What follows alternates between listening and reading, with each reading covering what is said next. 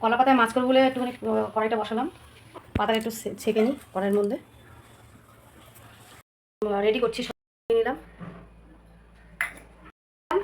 দিয়ে ভালো করে এটাকে করলাম, মেখে নিলাম। নুন দিলাম, হলুদ দিলাম, লঙ্কা দিলাম,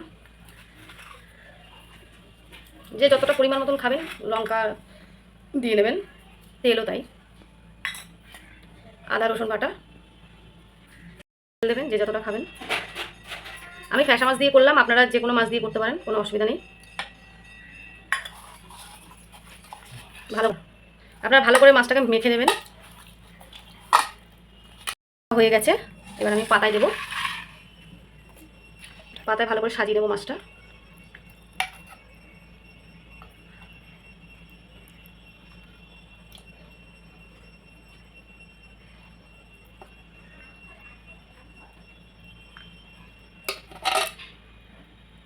এবার উপরে মশলাগুলো ছড়িয়ে দেবো।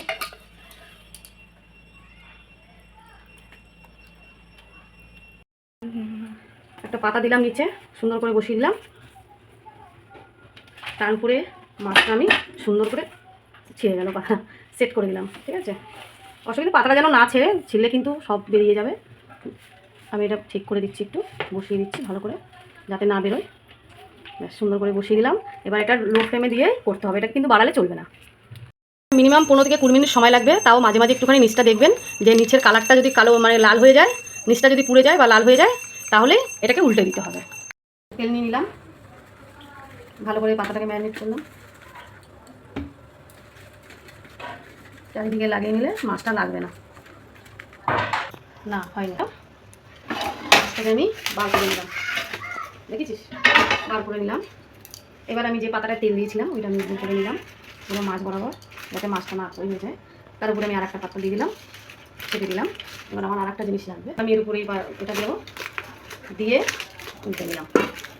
দেখুন হয়ে গেছে। এবার এই সাইডটা হয়ে গেল, এই সাইডটা আমার হয়ে গেল। এখন আমি এই সাইডটা আবার বসাবো।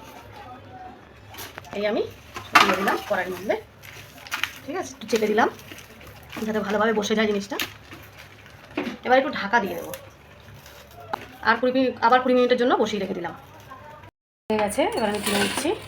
এবার দেখে নেবো তাও যে হয়েছে কিনা। হ্যাঁ পুরোপুরি হয়ে গেছে, বুঝতে পারছেন পাতাগুলো লাল হয়ে গেছে, এই মাছের কালার দেখে নেন। আর এই যে পেছনটাও হয়ে গেছে, পুরোপুরিভাবে রান্না কমপ্লিট। একবার করে খেয়ে দেখবেন, খেয়ে দেখে জানাবেন, কমেন্ট করবেন কেমন লেগেছে পাতায় মাছ ভাজা।